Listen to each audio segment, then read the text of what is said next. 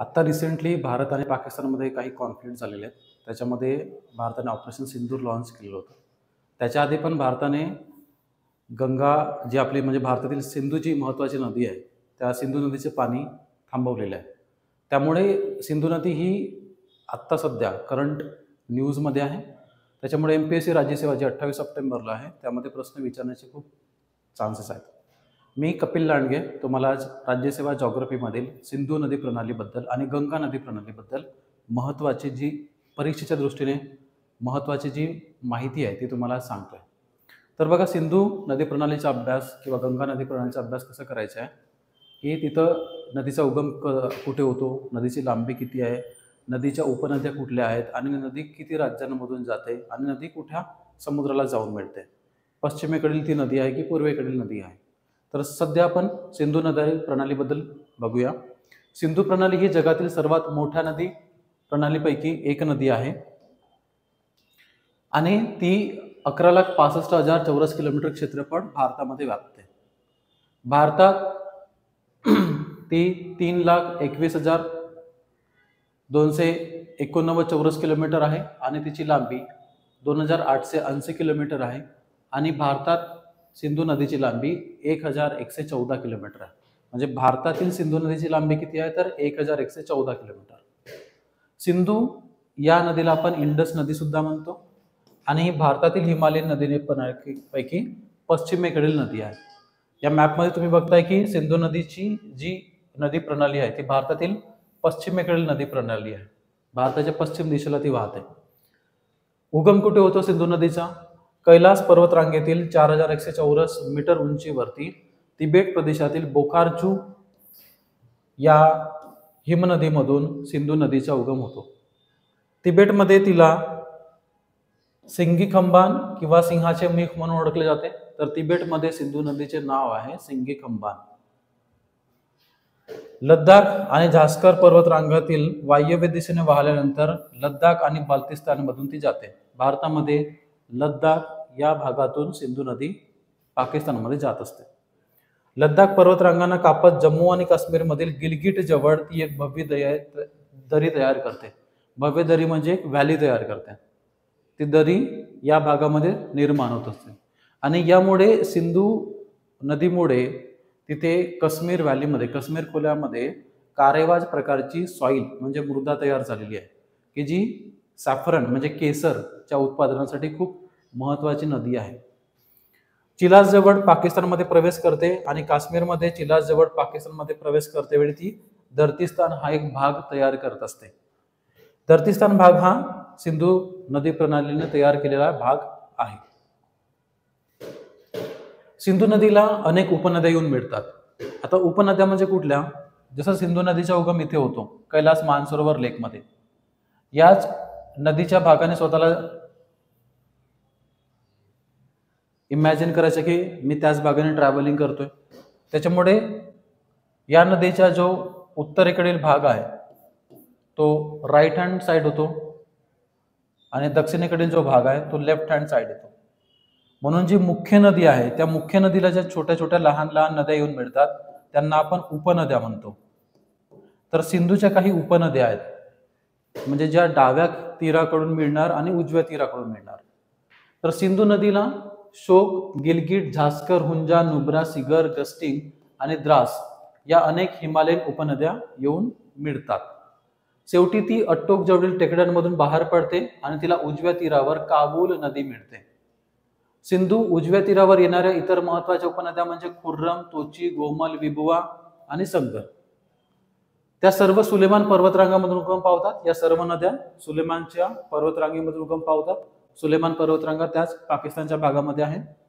ही नदी दक्षिणेकडे वाहते आणि मिठानकोटच्या जवळ पंजनाद येथे मिळते. पंजनाद हे पंजाबच्या 5 नद्यांनी दिलेले नाव आहे म्हणजे सतलज, बियास, रावी, चिनाब आणि झेलम. पंज म्हणजे 5. तर 5 नद्या या पंजाब या प्रांतामधून वाहतात म्हणून पंजाबलाच आपण पंजनाद हा भाग म्हणतो. तर त्या कुठल्या नद्या? त्या महत्वाच्या झेलम, चिनाब, रावी, बियास आणि सतलज या महत्वाच्या नद्या आहेत. शेवटी सिंधू नदी ही कराचीच्या पूर्वेला अरबी समुद्रामध्ये मिळते आणि सिंधू नदी भारतात फक्त जम्मू आणि काश्मीर मधून वाहते. तर पहिल्यांदा बेसिक आपल्याला समजलं की सिंधू नदीचा उगम हा मानसरोवर लेक मध्ये होतो, तिबेटमध्ये. सिंधू नदीची भारतातील लांबी 1114 किलोमीटर आहे. सिंधू नदीला मिळणाऱ्या डाव्या लेफ्ट बँक ट्रिब्युटरीज आणि उजव्या राईट बँक ट्रिब्युटरीज. त्या लेफ्टमध्ये पंजनाद महत्वाचं आहे. पंजनाद म्हणजे 5 नद्या ज्या पंजाब प्रांतातून वाहतात, झेलम, चिनाब, रावी, बियास, सतलज. आणि शेवटी सिंधू नदी ही पाकिस्तानमध्ये कराची जवळ अरबी समुद्रामध्ये जाऊन स्वतःला तिथं डिस्चार्ज करते किंवा तिथे जाऊन मिळते. तर अशा प्रकारे ही सिंधू नदी प्रणाली. यामध्ये सिंधूच्या ज्या महत्वाच्या उपनद्या आहेत, जसं आता आपण पंजनाद मध्ये म्हटलं की झेलम, चिनाब, रावी, बियास, सतलज, त्या नदी प्रणालीच्या सुद्धा आपण थोडंसं महत्वाची इथं माहिती बघूया. सिंधूची एक महत्वाची उपनदी म्हणजे झेलम. काश्मीर खोऱ्याच्या आग्नेय भागात पीर पंजाल पायथ्याशी असलेल्या वेरीनाग झऱ्यातून ती वाहते. आता हे जे पीर पंजाल भाग आहे ते माउंटेन रेंजेसचा भाग आहे. हिमालयामध्ये खूप साऱ्या माउंटेन रेंजेस असतात.